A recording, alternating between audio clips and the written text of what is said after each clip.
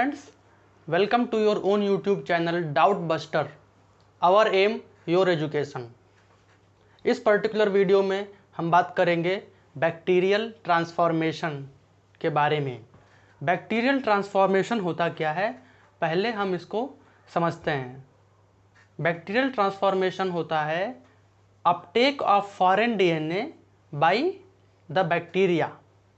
जब एक बैक्टीरिया किसी फॉरेन डीएनए को अपने साइटोप्लाज्म में रिसीव कर लेता है, इस प्रोसेस को हम कहते हैं बैक्टीरियल ट्रांसफॉर्मेशन। तो इसमें होता क्या है, इसमें एक फॉरेन डीएनए होता है,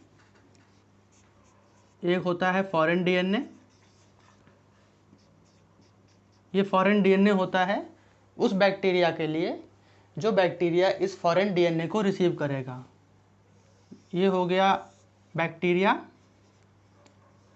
बैक्टीरिया के पास में अपना खुद का एक जेनेटिक मटेरियल होगा। बैक्टीरिया के पास में एक खुद का अपना जेनेटिक मटेरियल है, और जो बैक्टीरिया फॉरेन डीएनए को एक्सेप्ट करने के लिए कैपेबल हैं, उसको हम बोल देते हैं कि ये बैक्टीरिया कॉम्पिटेंट है। तो जिस बैक्टीरिया के पास में एबिलिटी होती है फॉरेन डीएनए को एक्सेप्ट करने की, उसको हम बोल देते हैं कॉम्पिटेंट बैक्टीरिया या कॉम्पिटेंट सेल। तो ये बैक्टीरिया कैसा है, ये बैक्टीरिया कॉम्पिटेंट है। किस चीज़ के लिए? फॉरेन डीएनए के अपटेक के लिए। तो होगा क्या, इसी प्रोसेस को हम कहते हैं ट्रांसफॉर्मेशन। इसी प्रोसेस को हम लोग कहते हैं ट्रांसफॉर्मेशन।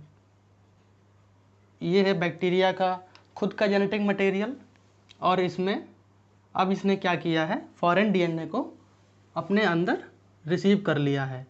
अब ये फॉरेन डीएनए दो तरह के फॉर्म में एग्जिस्ट कर सकता है। एक, या तो ये प्लाज्मिड की तरह रहे, या तो ये प्लाज्मिड की तरह रहे, मतलब कि बैक्टीरिया का जो खुद का डीएनए है वो उससे ये डीएनए सेपरेट रहेगा, या फिर इसी डीएनए के साथ में इंटीग्रेट हो जाए। दो पॉसिबिलिटी हैं। एक पॉसिबिलिटी है या तो ये इंडिपेंडेंटली रहे साइटोप्लाज्म में, या तो ये बैक्टीरिया के डीएनए के साथ में इंटीग्रेट हो जाए। इस प्रोसेस को हम लोग कहते हैं bacterial transformation. Direct Uptake of foreign DNA by the bacteria. तो सबसे पहले इस ट्रांसफॉर्मेशन को डिस्कवर किया था सर ग्रिफिथ ने इन 1928। तो अब हम देखते हैं ग्रिफिथ एक्सपेरिमेंट। इस एक्सपेरिमेंट में उन्होंने जो बैक्टीरिया यूज़ किया था वो था स्ट्रेप्टोकोकस निमोनिया। तो स्ट्रेप्टोकोकस निमोनिया जब कल्चर प्लेट पे ग्रो होता है तो उसमें दो तरह की कॉलोनीज उन्होंने ऑब्जर्व की थी। एक उन्होंने कॉलोनी ऑब्जर्व की थी जो कि स्मूथ थी और स्लाइमी थी, स्मूथ एंड स्लाइमी। और एक दूसरी कॉलोनी उन्होंने ऑब्जर्व की थी जो थी देखने में रफ। जो स्मूथ कॉलोनी थी, उस बैक्टीरिया के जो सेल वॉल थे उसके चारों तरफ पॉलीसैकेराइड की कोटिंग थी, इसलिए वो वायरुलेंट टाइप के थे, मतलब वो डिजीज कॉजिंग थे या फिर वो पैथोजेनिक टाइप के थे। तो जो स्मूथ कॉलोनी थी ये थे वायरुलेंट टाइप के, मतलब ये डिजीज कॉज करते, और जो रफ कॉलोनीज थी उनमें कोई भी पॉलीसैकेराइड की कोटिंग नहीं थी और ये डिजीज कॉज नहीं करते थे। तो हम इनको लिख सकते हैं ये नॉन वायरुलेंट टाइप का स्ट्रेन था। स्ट्रेप्टोकोकस निमोनिया में इन्होंने दो स्ट्रेन आइडेंटिफाई कर लिए थे। तो इन्होंने एक एक्सपेरिमेंट डिज़ाइन किया। इन्होंने क्या किया कि सबसे पहले इन्होंने स्मूथ स्ट्रेन वाले स्ट्रेप्टोकोकस निमोनिया बैक्टीरिया को इन्फेक्ट कराया माइस में। तो एज अ रिज़ल्ट क्या हुआ कि माइस की डेथ हो गई। तो इन्होंने जो एक्सपेरिमेंट डिज़ाइन किया था तो उसको हम देखते हैं,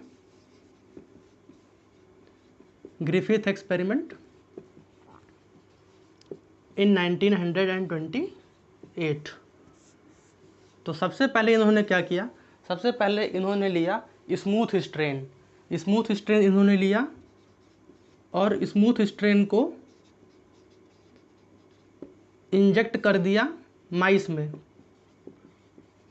इंजेक्ट कर दिया माइस में।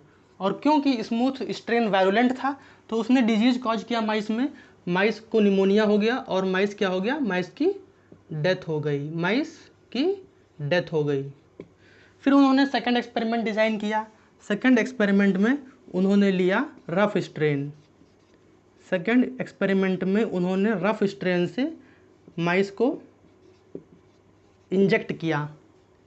इस बार क्या हुआ, इस बार माइस को कोई डिजीज नहीं हुआ और माइस सरवाइव कर गया, माइस लिव्ड।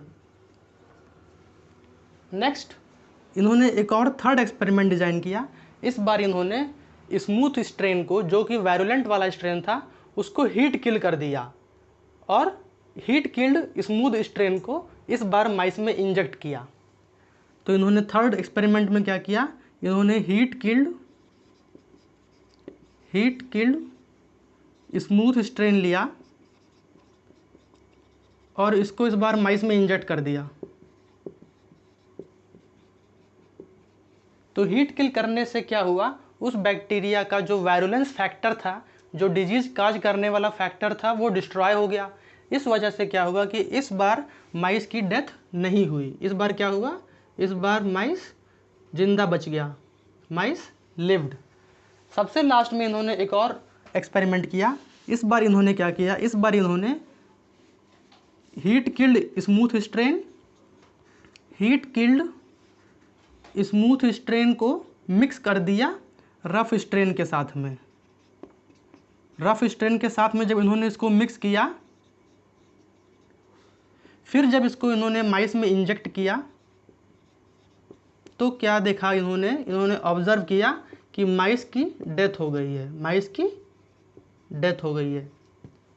तो इन्होंने फोर्थ एक्सपेरिमेंट में ये कंक्लूड किया कि कोई ना कोई ट्रांसफॉर्मिंग प्रिंसिपल या कोई ना कोई ऐसा केमिकल कॉन्स्टिट्यूएंट जरूर था जो कि हीट किल्ड एस स्ट्रेन से रफ वाले स्ट्रेन में ट्रांसफ़र हुआ और इस वजह से माइस की डेथ हो गई। कहने का मतलब है कि फोर्थ एक्सपेरिमेंट में जब इन्होंने हीट किल्ड स्मूथ स्ट्रेन के साथ में रफ स्ट्रेन को मिक्स कर दिया, तो फिर जब इन्होंने किल्ड माइस के लंग्स से जब रफ स्ट्रेन को आइसोलेट किया और उसकी स्टडी करी, तो देखा कि उसमें वायरुलेंस वाले फैक्टर डेवलप हो गए थे, वो डिजीज कॉज कर सकता था। तो इस एक्सपेरिमेंट से ग्रिफिथ ने ये कंक्लूड किया कि स्मूथ स्ट्रेन, जो कि हीट किल्ड स्मूथ स्ट्रेन था, उसने कोई ना कोई ऐसा पार्टिकल ट्रांसफ़र कर दिया है आर स्ट्रेन में, जिस वजह से आर स्ट्रेन वायरुलेंट हो चुका है। हालांकि वो ये सर्च नहीं कर पाए थे ना, वो बायोकेमिकल नेचर को आइडेंटिफाई करने में सफल नहीं हुए थे।